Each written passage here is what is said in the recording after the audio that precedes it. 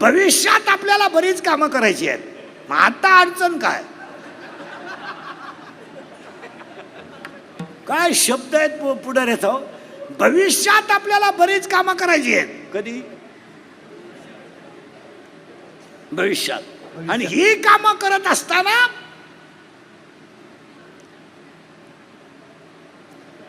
प्रामुख्याने तळागाळातल्या माणसाचा विचार करायचा आहे.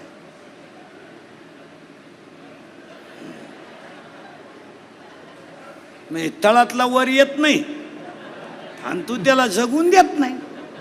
आणि लोकांना काय वाज वाटाळ्या शिजवानाळ्या नाही. याला कुठेतरी बदल आणि तो संत विचारानच होईल हे त्याला ठेवा.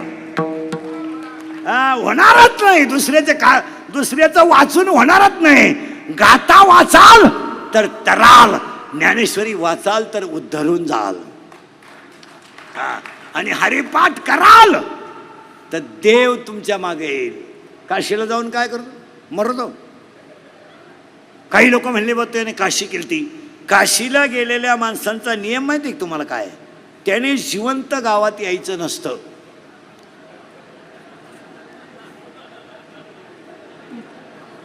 असा नियम आहे. त्याने काशीतच मरायचं असतं.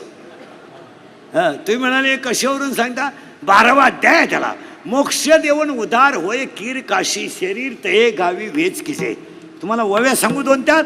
मोराच्या पिसाऱ्यावर किती सुंदर डोळा असला तरी मोर त्याने कधी पाहत नाही. मोराच्या पिसाऱ्यावर किती सुंदर डोळा असला तरी मोर त्याने कधी पाहत नाही. तुम्ही किती विद्वान असा, संत विचाराशिवाय सुखी होऊ शकत नाही. पुन्हा ऐका.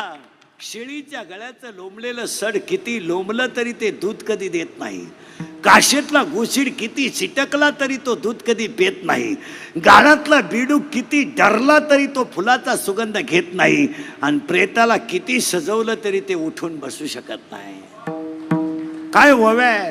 वाऱ्याचं धावणं कधी स्थिर नाही. शेळीचं चरणं कधी समाधानाचं नाही. लहान पोराचं मन कधी स्थिर नाही. आणि चोरीचं धन कोणाला लकलाभ नाही. काय व्हावे? का वार्याचे धावणे, का शेळीचे चरणे, बालकाचे मन, का चोरीचे धन. प्रसिद्धी पेलवली पाहिजे. माऊलीची भाषा आहे. पूज्यता डोळा न देखावी, स्वकीर्ती कानी नाही ऐकावी. चातुर्य लपवी, महत्व हरपी, पिशे पण मिरवी जगा माझी.